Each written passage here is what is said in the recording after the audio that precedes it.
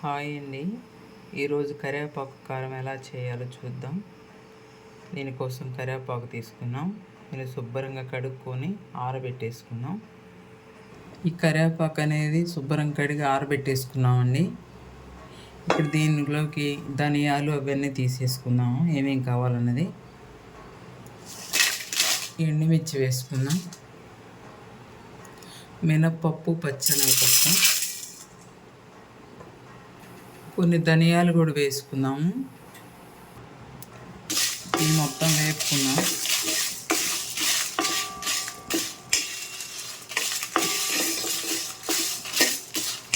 హైలో పెట్టుకుని ఫస్ట్, తర్వాత సిమ్లో పెట్టేసుకున్నాం.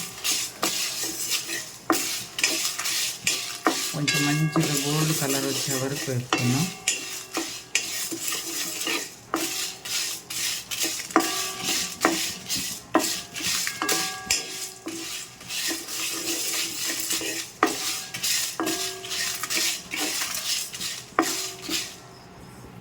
కొంచెం జీలకర్ర కూడా వేద్దాం. ఇది జీలకర్ర అనేది కొంచెం వేగిన తర్వాత వేద్దాం. మొత్తం వేగిపోయాక ఫైనల్ దించుకునేటప్పుడు వేసాము. ఈ మొత్తం వేగిపోయాయండి. ఇప్పుడు ఇది దించేసుకొని ఇదే పాన్లో కరివేపాకు వేసుకున్నాం. ఈ మొత్తం వేగిపోయాయి. ఇప్పుడు ఈ కరివేపాకు కూడా వేపేసుకుందాం.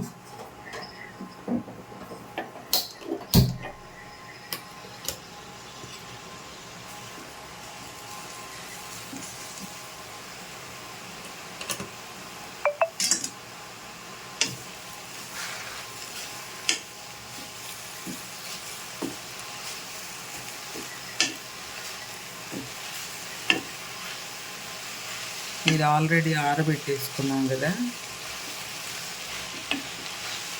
ఒక పావు గంట ఫ్రై చేస్తే సరిపోతుంది. ఈ నీరంతా పోయిన తర్వాత ఆయిల్ వేసుకున్నాం.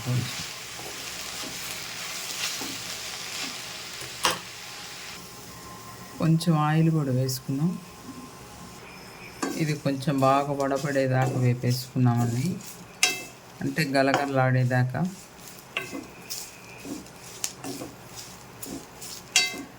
ఈ కారం అనేది ఎప్పుడన్నా రైస్లో, వేడి వేడి అన్నంలో నెయ్యి వేసుకుని తిన్నా చాలా బాగుంటుంది.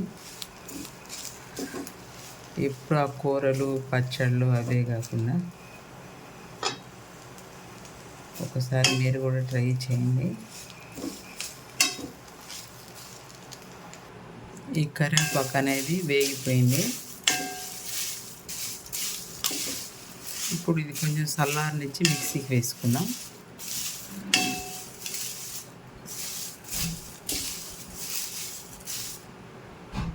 ఇప్పుడు మిక్సీకి వేసుకుందామండి. మొత్తం గలగలలాడుతుంది కదా, ఇది ఆరితే బాగా ఇంకా గలగలలాడుతూ ఉంటుంది. ఇట్లా తుంచితే తునిగిపోవాలన్నమాట.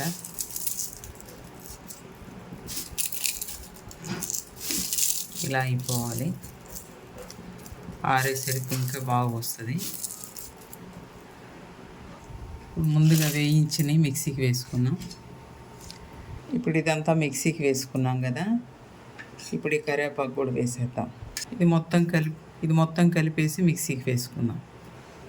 ఇప్పుడు కొంచెం ఉప్పు కూడా వేద్దాం. కొన్ని చిన్నులపాయలు కూడా వేద్దాం. కారం అనేది రెడీ అయిపోయింది. ఇది ఇడ్లీలోకి, దోశలోకి, రైస్లో చాలా మంచిగా పనిచేస్తుంది. రైస్లో కొంచెం నెయ్యి వేసుకొని తింటే చాలా బాగుంటుందండి. మీరు కూడా ఒకసారి ట్రై చేయండి.